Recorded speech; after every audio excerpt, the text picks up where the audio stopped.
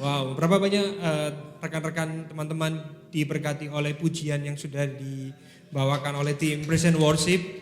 Wow, suatu kehormatan saya boleh kembali di tempat ini untuk membagikan firman Tuhan. Thank you so much Pastor Izkia dan rekan-rekan. Kita punya grup namanya Sego, Sebarkan Gospel ya. Jadi kita sama-sama kegerakan di dalam kegerakan ini pingin generasi itu benar-benar mengerti Injil. Amin. Hari ini kita akan berbicara tentang iman yang hidup, bukan tampak hidup. Tapi saya ingin tanya pada teman-teman tempat ini, teman-teman aja ya, kita kan seumuran ya. Ya seumuran tapi agak tua dikit. Jadi jangan hari ini nggak pakai jokes bapak-bapak ya, daripada dilempari batu ya. Pengen tanya, bedanya apa pohon yang hidup dan pohon Natal?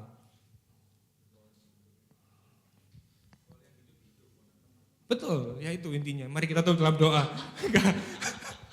Ya kalau kita lihat pohon Natal ya tentunya indah, tetapi itu pohon yang mati. Tetapi pohon yang hidup, ya mungkin tidak seindah itu, tapi ada suatu kehidupan. Tetapi di dalam pohon yang hidup pun kadangkala juga tidak ada buah di sana.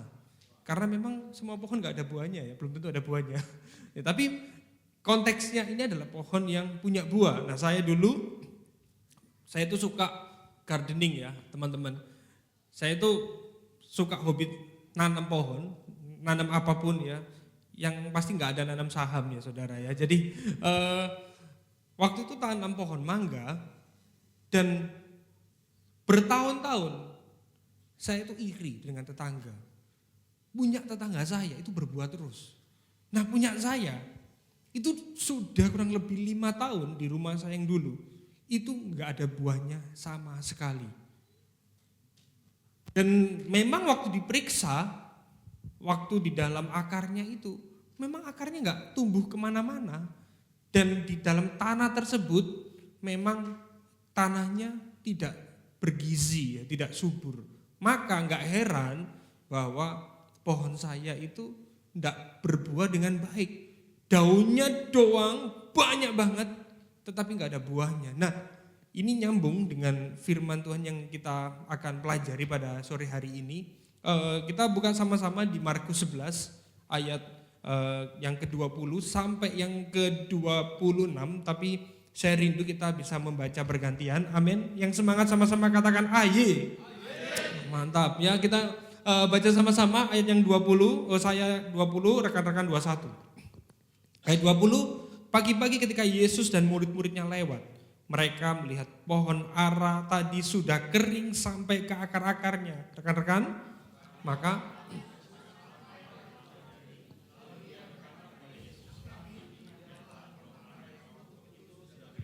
Yesus menjawab mereka, percayalah kepada Allah. Ayat 23, beranjaklah dan tampak, asal tidak bimbang hatinya, tetapi percaya. Maka 24, karena itu aku berkata kepadamu, apa saja yang kamu minta dan doakan, percayalah bahwa kamu telah menerimanya, maka hal itu akan diberikan kepadamu. Selanjutnya ayat 25, ampunilah supaya, tetapi jika kamu tidak mengampuni, kita baca sama-sama, maka Bapamu yang di surga juga tidak akan mengampuni kesalahanmu. Nah, seringkali waktu kita membaca rangkaian ayat ini, saudara, kita tuh fokusnya suka di ayat yang 23 dan 24. Karena di sana jelas dikatakan demikian. Biasanya kita harus punya iman yang memindahkan gunung. Kalau kita yakin dan percaya, maka gunung itu akan tercabut lalu terlempar. Tetapi kalau kita telusuri lebih dalam, ayat ini itu bukan hanya sekedar pengajaran secara profetik, tetapi Tuhan Yesus sedang menunjukkan secara simbolis makna daripada pohon ara yang kering tadi. Nah, oleh karena itu, seringkali kalau kita hanya fokus di ayat yang ke-23 dan di 24, maka ada 3 hal yang terjadi dalam kehidupan kita sebagai orang percaya. Yang pertama, pasti akan kecewa ketika doa tidak terkabul. Dan yang kedua, pasti menyalahkan diri sendiri karena kurang iman. Dan kemudian akhirnya kalau doa kita dijawab oleh Tuhan, kita memandang Tuhan itu seperti alat kayak vending mesin gitu ya, atau tempat di mana kita masukkan koin, maka mujizat dan kuasanya bekerja. Nah, ini suatu kekeliruan di dalam pandangan banyak orang percaya. Mereka memperlakukan Tuhan seolah-olah kalau dimasukin sesajen ya, maka Tuhan akan memberkati. Makanya hari ini kita akan lebih banyak belajar tentang ada 3 hal di sini. Yang pertama, kita belajar hijau di luar, kering di dalam. Ini bukan wafer tenggo ya, saudara ya. Jadi ratusan ya. Dan kemudian kita akan belajar bukan seberapa besar imanmu, tetapi kepada siapa imanmu. Kemudian poin yang ketiga kita belajar iman yang kuat dimulai dari hati yang mengampuni. Karena style saya nggak bisa kalau nggak eksposisi ya saudara ya. Jadi mau nggak mau sore-sore kita eksposisi tipis-tipis ya saudara. Yang semangat sekali lagi katakan aye. Mantap ya. Jadi kita lihat di poin yang pertama, hijau di luar, kering di dalam. Di sini kita lihat bahwa peristiwa di mana Petrus itu melihat ini Rabi, pohon yang kemarin itu kering. Nah, kita lihat di bagian selanjutnya di Markus yang 11 ayat 13, ceritanya Tuhan Yesus lagi berjalan melihat pohon ara kelihatannya lebat, dideketin, ternyata nggak berbuah. Nah, tapi memang di dalam bagian itu dikatakan memang bukan pada musimnya. Nah, ini mungkin banyak orang iki ngapain Yesus ini? Ini ngapain? Memang nggak musim kok. Dikutukin, salah apa ini pohon sampai jadi perumpamaan gitu ya. Nah saudara, sebenarnya ini ada suatu makna teologis, ada sesuatu yang Yesus ingin tunjukkan bahwa konteksnya di sini itu adalah orang-orang pada masa itu hidupnya sangat amat religius, hidupnya kelihatannya baik, tetapi tidak ada buah rohani yang keluar dalam hidup mereka. Mereka melakukan rutinitas agamawi, tetapi ternyata fokusnya hanya ngomongin tentang permukaan. Makanya Yesus pakai perumpamaan tentang pohon ara tadi. Nggak usah dipikirin kasihan ya pohonnya kering atau gimana ya. Lebih berharga jiwanya orang-orang ini dengan perumpamaan itu, dengan kata lain ya saudara. Jadi kita belajar sesuatu di sini. Daun bisa menipu manusia. Tetapi buah menunjukkan keadaan hati. Ada amin. Apa implikasi dalam kehidupan kita hari ini saudara? Seorang mungkin bisa sangat terlihat rohani, bisa sangat aktif, tetapi dia tidak mengalami pertumbuhan rohani. Dia hanya mengisi rutinitas dengan pelayanan. Dia hanya bingung bagaimana apa yang tampak di permukaan, yang kalau kita bahasa yang sering saya dengar itu adalah modifikasi perilaku gitu. Karena bingung dengan apa yang tampak luar, tetapi tidak ada perubahan apapun di dalam hatinya. Bahkan dengan hati yang pahit, dengan hati yang kecewa, atau pelayanan untuk ngejar validasi, atau penerimaan orang lain, itu seperti pohon ara yang terlihat baik, tetapi tidak pernah berbuah. Nah seringkali kita bisa terjebak dengan hal yang demikian. Jangankan Anda, jangankan teman-teman, saya pun harus jujur. Banyak di dalam musim hidup yang kadang membuat, gimana ya? Tapi kan saya itu hamba Tuhan, jadi harus tetap profesional. Padahal satu sisi, iki jemaat iki jengkel, iki lek gak pendeta tak wantemi ae mari. Jujur pernah mengalami hal-hal yang demikian. Bertemu dengan orang-orang sulit, lupa akan keselamatan, lupa akan melayani dengan rasa profesional, bukan dengan sukacita keselamatan itu. Ini bisa terjadi pada kehidupan kita semua. Kalau kita tidak mewaspadai hal ini, kita bisa tampak fruitful, tapi itu ternyata bukan fruit, tapi itu daun semua. Enggak guna. Masalahnya, kita sulit banget jujur pada diri kita sendiri. Karena kita bingung dengan apa yang di permukaan itu. Tapi masalahnya itu bukan ngomongin soal yang di permukaan, tetapi kerusakan yang mendasar, yang awalnya di hati. Sama-sama katakan hati.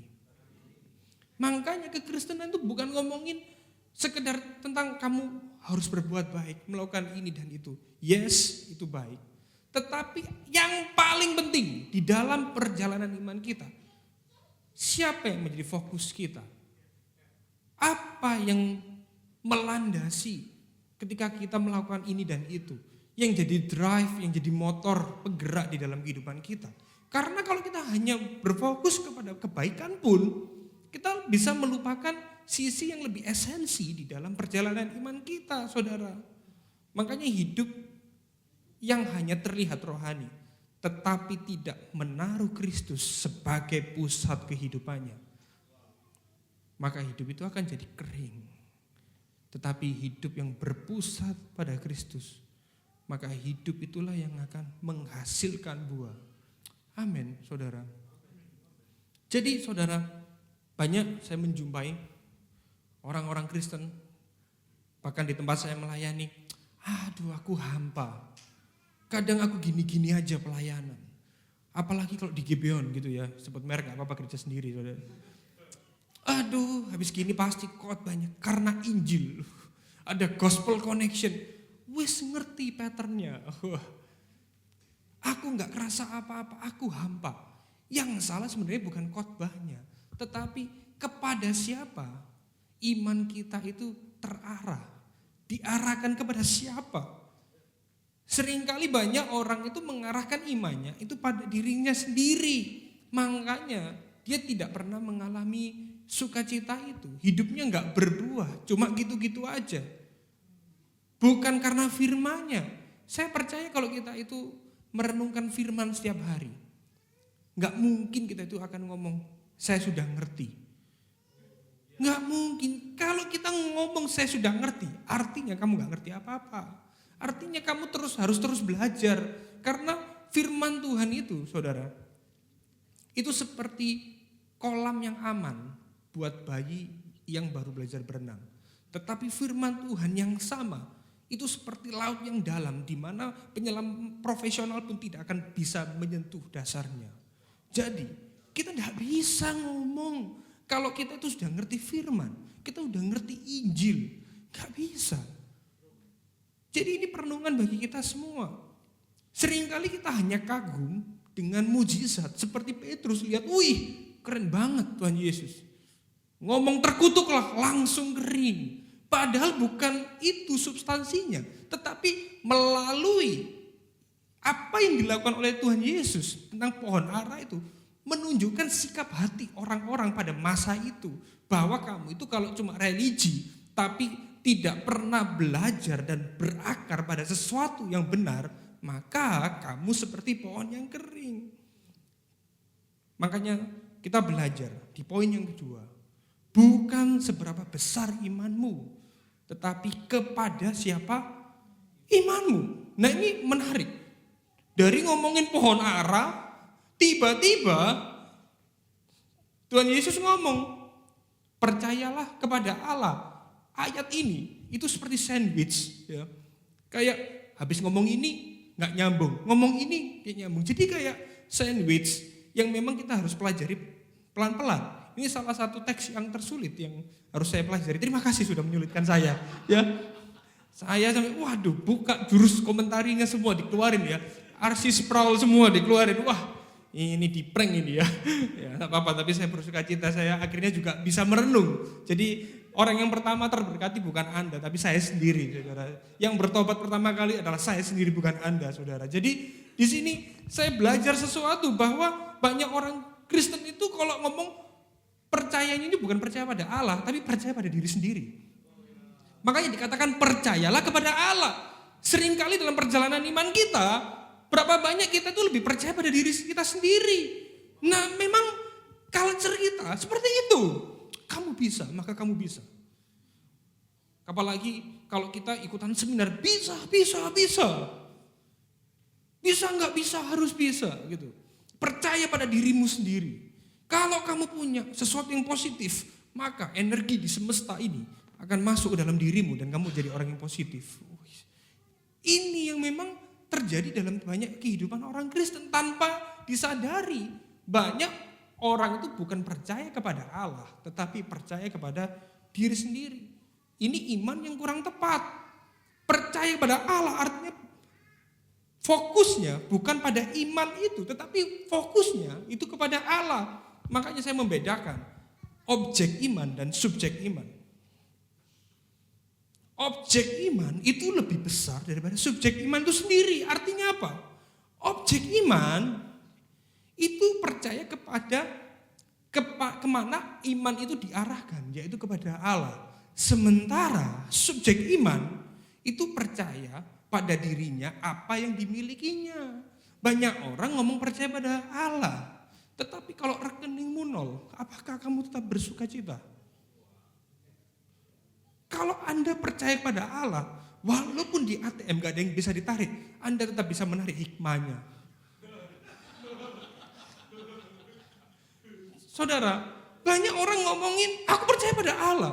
Tetapi ketika orang-orang tidak memperhatikan dia mulai anxiety, mulai depresi, mulai OVT bahasanya anak sekarang. Overthinking gak bisa tidur. Gimana ya, aku gimana ya? Pertanyaannya, kita percaya pada Allah atau pada diri sendiri? Percaya pada Allah atau percaya pada penerimaan orang lain? Ini menjadi perenungan bagi kita semua. Firman ini kelihatannya begitu rumit, tetapi ini sangat mengena di dalam kehidupan saya secara pribadi. Saya percaya juga di dalam kehidupan kita. Waktu di dalam perjalanan iman, kita pasti up and down. Karena sebenarnya itu aja kok yang kita alami. Tetapi kita seringkali gak bisa move on akan hal itu. Jadi ini saudara, kita perlu sadar bahwa iman itu bukan perasaan yakin dari apa yang kita hasilkan sendiri. Iman itu adalah keputusan untuk bersandar kepada Allah yang setia. Kalau kita lewat jembatan kaca, yang membuat kita bertahan itu apakah keyakinan bahwa saya bisa lewat jembatan kaca itu? Tidak. Tetapi kaca itu yang membuat kita bisa lewat. Nah seringkali kan kita kalau lihat jembatan kaca, ini kuat gak ya? Kuat gak ya? Saya seperti itu soalnya agak parno ya. Parno ketinggian gitu ya. Tapi sebenarnya kalau saya percaya ini yang menyelamatkanku ini. Ketebalan kaca itu yang akan menolong kita. Sama seperti kita ya saudara ya. Yang menyelamatkan kita bukan seberapa kuat kita kepada iman kepada Kristus. Tetapi tentang bagaimana kita benar-benar percaya hanya Dia yang mampu menyelamatkan, yang memberikan jalan keluar, yang memberikan kekuatan bagi kita saudara. Ini yang perlu kita renungkan. Jadi ini kelihatannya kayak hal yang gak ada bedanya. Tetapi ketika saya pelajari, ini beda sekali saudara. Makanya iman Kristen itu adalah iman yang tidak berpusat pada iman itu sendiri. Bahasanya agak rumit. Tetapi iman Kristen itu percaya kepada Allah yang menjadi objek iman itu. Kalau bingung bisa tanya Pastor Hirsia nanti setelah khotbah ya, saudara ya. Ini yang perlu kita renungkan. Makanya kita itu kadang mempertanyakan Tuhan dalam hidup kita. Tuhan kenapa? Kok aku ini gini-gini aja hidupnya?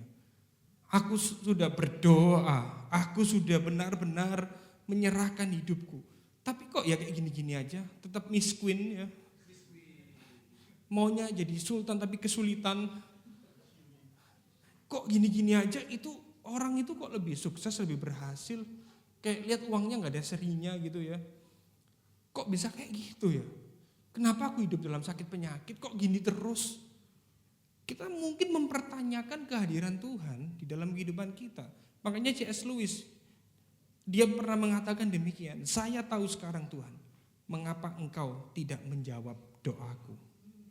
ternyata engkau sendirilah jawaban dari doaku.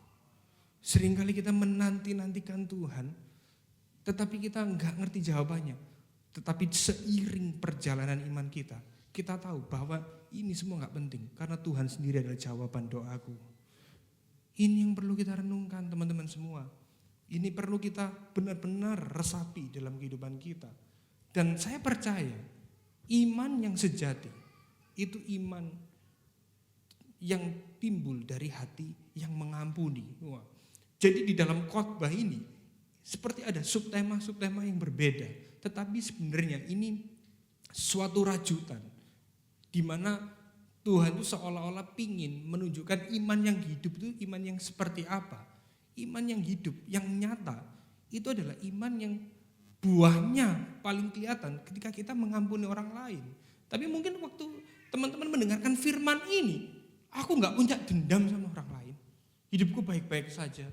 Tetapi seringkali dendam kita tuh bukan mikirin dendam mau bunuh, bukan mau seperti wah pokoknya aku gak bisa mengampuni. Tapi berapa banyak kita itu gampang gak cocok sama orang lain. Kita gak gampang sama orang ini, sebohwat. Sama orang ini percuma lah, gak usah banyak omong. Akhirnya kita jadi pasif. Tiba-tiba kita punya kepahitan yang makin hari kumulatif makin membesar. Nggak mau connect sama orang ini. CG sel group di tempat ini. Wah kalau sama dia kayak nggak mau. Wah kalau sama dia, ini orang banyak omong, malas. Orang itu guyonan, nggak peka sama perasaan orang lain. Atau satu sisi, orang ini terlalu serius amat. Akhirnya secara nggak sadar kita sulit mengampuni. Kadang kita tuh terlalu mikir kalau sulit mengampuni tuh orang itu pernah ngambil uang kita gitu. Pernah nyelingkuhin kita gitu ya. Atau pernah sampai benar-benar maki-maki kita depan umum. Tapi seringkali hal-hal yang kecil ini menunjukkan kualitas iman kita. Seberapa kita punya kedewasaan rohani waktu kita berhubungan dengan itu semua, teman-teman. Mengapa kita harus mengampuni? Jelas sekali dikatakan karena kepahitan itu membunuh imanmu. Kepahitan itu adalah racun rohani. Berapa banyak gereja pecah, komunitas pecah gara-gara dengan adanya kepahitan yang tanpa disadari itu. Merasa bahwa diri kita lebih baik daripada orang lain. Itu juga bentuk dari akar kepahitan yang kita tidak selesai. Ada sisi trauma yang dimana kita sebenarnya nggak dealing dengan hal itu. Jadi kepahitan itu adalah racun rohani. Makanya kalau kita ngomongin pengampunan, saya enggak tahu apakah teman-teman tempat ini secara spesifik sulit mengampuni orang lain. Kalau kita ngomongin pengampunan, itu bukan seperti membuang sampah di dalam rumah. Kalau kita membuang sampah dalam rumah, itu artinya kita sedang mengotori rumah kita sendiri. Pengampunan yang sejati bukan demikian. Mengampuni itu bukan artinya kita setuju dengan kesalahan orang lain. Mengampuni bukan membuang sampah di dalam rumah itu tadi. Ketika kita sulit mengampuni, pertumbuhan iman kita pun akhirnya terhalang, saudara.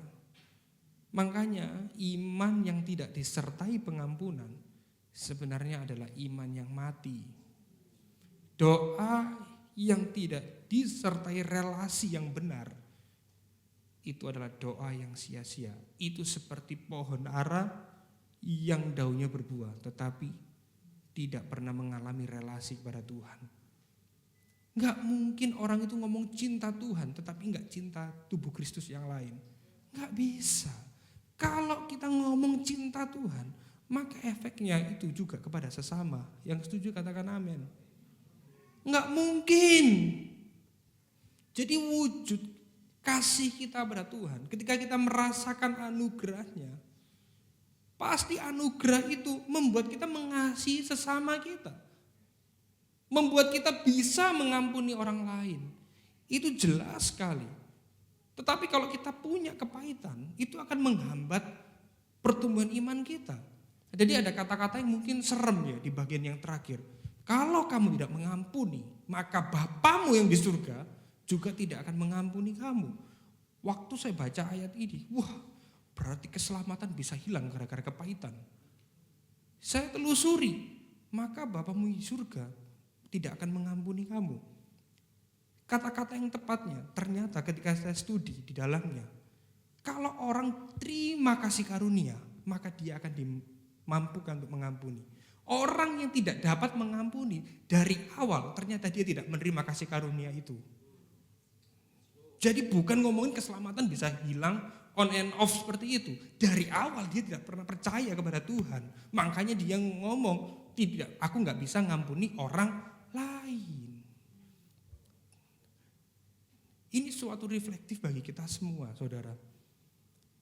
Kalau kita menerima kasih karunia Tuhan, pasti kita dimampukan untuk mengasihi orang lain, mengasihi tubuh Kristus. Sekalipun kanan kiri Anda, boleh lihat kanan kiri Anda apakah orang yang sempurna? Berapa banyak orang kanan kiri Anda kalau Anda kenal menjengkelkan?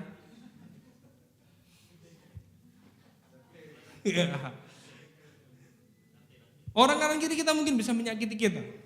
Tetapi sekali lagi, kalau kita punya kasih karunia dalam hidup kita akan dimampukan untuk mengasihi. Bukan cuma mengasihi, menerima orang tersebut. Seringkali tapi di dalam hidup kita itu mentalitasnya itu seperti mentalitas korban terus. Wah, ini salah sih, itu salah sih. Ya papaku gini, temanku gini. Ya konco kerjaku gini, itu gini gitu. Semua salah, gak ada yang benar. Terus yang benar siapa? Kalau semua salah, dia yang benar. Ini suatu pertanyaan. Ini orang yang punya victim mentality ya saudara ya. Nah kita tuh seringkali punya mentalitas korban. Lupa bahwa diri kita punya dua kemungkinan. Kita tidak hanya punya kemungkinan disakiti, tapi di saat yang sama kita juga bisa menyakiti orang lain. Halo? Jadi ini menjadi perenungan. Bagaimana kita harus mengampuni. Sebenarnya pengampunan itu enggak harus gimana. Cukup sadari kasih Tuhan dalam hidupmu. Maka kita akan dimampukan untuk mengampuni. Kita tidak hanya tentang fokus apa yang kelihatan di permukaan, tetapi sesuatu yang ada di dalam hati. Makanya kalau kita lihat ayat ini secara utuh, makanya kuasa sejati kerajaan Allah bukanlah kemampuan memindahkan gunung fisik, tetapi kerendahan hati untuk mengampuni dan keberanian percaya kepada Dia yang telah memindahkan gunung terbesar dalam hidup kita, yaitu dosa melalui salib anaknya. Amin. Ujung-ujungnya ternyata ini ngomongin pengampunan, ngomongin kasih terhadap sesama. Waktu saya membaca ayat ini, ada suatu istilah yang sangat membagongkan. Ini seperti ayat ini seperti triangular. Triangular bahasa apa lagi ini? Saya pelajari triangular, ternyata di dalam ayat ini itu relasi kepada Allah, kedalaman diri dan ke samping antara kehidupan kita sebagai manusia dengan sesama. Jadi ini ngomongin diri kita di hadapan Allah, diri kita, apakah kita berdamai dengan diri kita dan sesama. Jadi relasinya itu kayak kompleks. Tapi saya nggak mau bermain di dalam sisi terminologi yang begitu kompleks. Yang bisa kita renungkan hari ini adalah, apakah kita sungguh-sungguh percaya kepada Allah, bukan pada diri kita sendiri? Apakah kepercayaan kita ini terwujud di dalam kasih terhadap sesama? Apakah kita hanya cuma omong doang? Atau kita sungguh-sungguh bisa mengasihi sesama karena kesadaran bahwa kita sudah dikasihi, kita sudah diampuni oleh Allah melalui Kristus? Ini perenungan yang sangat benar-benar mengubahkan hati saya, karena saya itu kelihatannya hahihi, tapi seringkali saya itu gampang jengkel sama orang yang gak cocok sebenarnya saudara. Jadi ini reflektif saya pribadi yang saya boleh bagikan bagi teman-teman tempat ini. Yang paling diberkati di ruangan ini adalah saya, ketika saya membagikan firman Tuhan. Dan saya rindu sekali lagi, kita semua sama-sama belajar dan mengerti kebenaran firman Tuhan pada sore hari ini. Dan kita kembali kepada salib Kristus. Di salib Kristus rela menggantikan kita. Kita mestinya mendapatkan murka Allah. tetapi melalui pengorbanan Kristus kita digantikan. Bahkan pengorbanan Kristus membuat kita dimampukan untuk mengampuni orang yang bersalah pada kita. Sebagai pertanyaan reflektif pada sore hari ini, saudara, apakah kehidupan rohani saya lebih banyak terlihat di luar, tetapi sebenarnya saya kering di dalam? Apakah saya hanya bingung tentang apa yang orang lain katakan terhadap diri saya? Atau saya sungguh-sungguh sudah menemukan kasih Kristus dan menyadari kasih Kristus yang sudah dicurahkan bagi saya? Apa saya lebih percaya pada kemampuan diri saya sendiri? Atau saya sudah benar-benar percaya kepada Tuhan? Saya berdoa waktu Anda membaca ini menjadi perenungan kita waktu kita menjalani kehidupan kita sehari-hari. Apakah ada seseorang yang sampai hari ini mungkin yang membuat kita terluka sehingga kita akhirnya sulit mengampuni dan punya kepahitan terhadap orang tersebut? Dan yang keempat, apakah saya sungguh-sungguh menyadari Kristus telah memindahkan gunung terbesar dalam hidup saya, yaitu dosa? Bagi mungkin rekan-rekan yang merasa, aku gak yakin, apakah Kristus sudah benar-benar mengampuni dosaku? Apakah dia sudah membayar lunas hutang dosaku? Ini momen di mana kita mengambil waktu untuk reflektif. Saya undang Anda bangkit berdiri.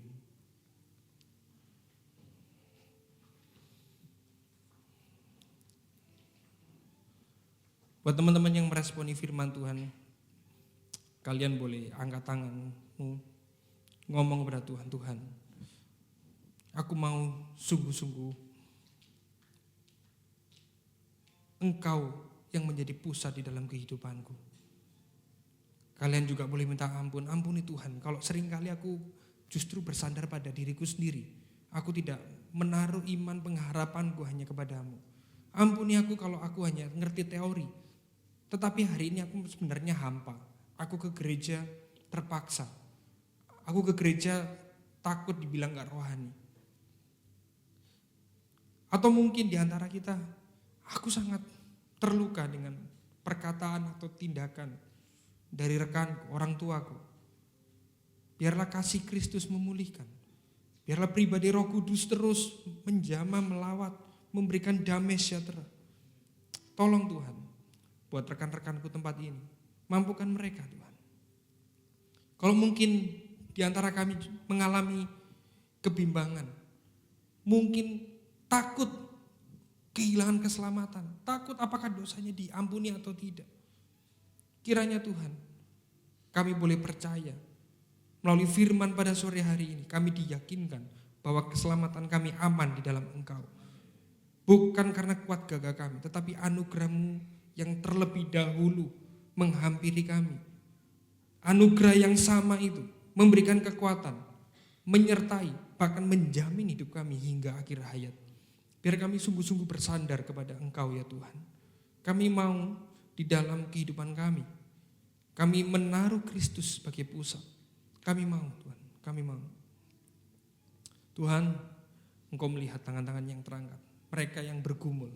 Kiranya Roh Kudus menjamah, melawat, memberikan kekuatan, memberikan hikmat untuk menghidupi Injil. Sehingga apapun yang rekan-rekanku tempat ini lakukan, bukan hanya untuk kepentingannya, tetapi supaya Injil kerajaan boleh dinyatakan melalui kehidupan mereka. Dan mereka melakukannya bukan karena terpaksa, bukan karena iming-iming, bukan karena takut, tetapi dengan sukacita keselamatan. Terima kasih Tuhan buat sore hari ini. Atau mungkin beberapa dari kami bergumul tentang dosa, atau bergumul tentang finansial. Kau yang berikan kekuatan, Kau yang berikan damai sejahtera. Di antara kami mungkin juga khawatir akan masa depan. Biarlah kami percaya masa depan kami aman di tangan-Mu Tuhan. Tolong kami Tuhan. Biarlah kami menyadari bahwa masalah terbesar kami yaitu dosa sudah Engkau selesaikan di kayu salib. Mukjizat terbesar adalah kami boleh percaya kepada Engkau Tuhan. Dan mukjizat terbesar kami menerima keselamatan hanya di dalam salib Kristus.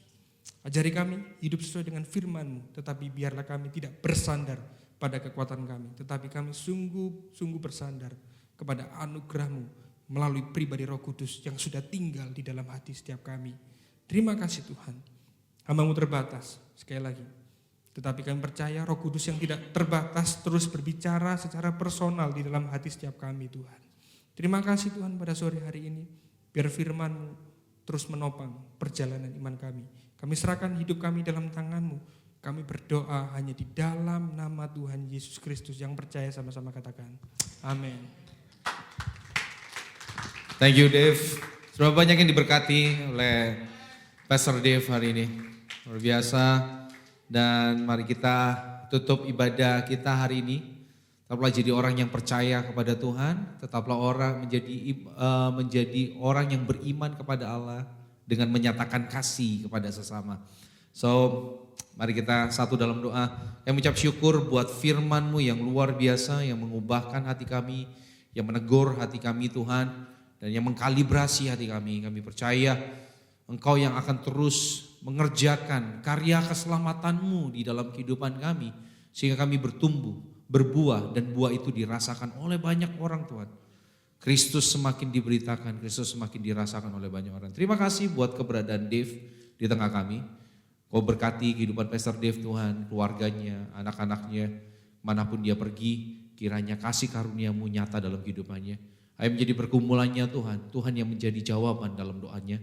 Dan berkati pelayanannya, tempat pengembalaannya Tuhan, orang-orang yang dimuridkan, menghasilkan banyak buah, dan nama-Mu saja dipermuliakan Tuhan. Terima kasih buat semuanya, dan kami percaya Roh Kudus-Mu, Kau yang tinggal dalam kehidupan kami, yang akan selalu menginsyafkan kami dan menuntun kami untuk hidup dalam kebenaran. So Christ people, sama-sama angkat kedua tanganmu. Tuhan memberkati dan melindungi engkau. Tuhan mengarahkan wajahnya dan menyinari engkau dengan kasih karunia. Kemanapun kau pergi, kemanapun kau melangkah, Kristus diberitakan, Kristus dinyatakan, kasih-Nya dirasakan oleh banyak orang melalui kehidupanmu.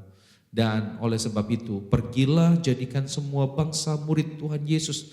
Baptislah mereka atas nama Bapa, Putra, dan Roh Kudus. Dan ajarlah segala sesuatu yang telah Tuhan Yesus perintahkan kepadamu. Dan ketahuilah, Dia Allah yang Maha Kuasa, Dia Allah yang penuh dengan hikmat dan penuh dengan kasih itu menyertai kita sampai kepada kesudahan akhir zaman. Kami terima berkat ini dalam nama Bapa, Putra, dan Roh Kudus. Sama-sama yang percaya katakan amin. Tetap sehat, tetap semangat, tetap jadi berkat. God bless you all, Christ people.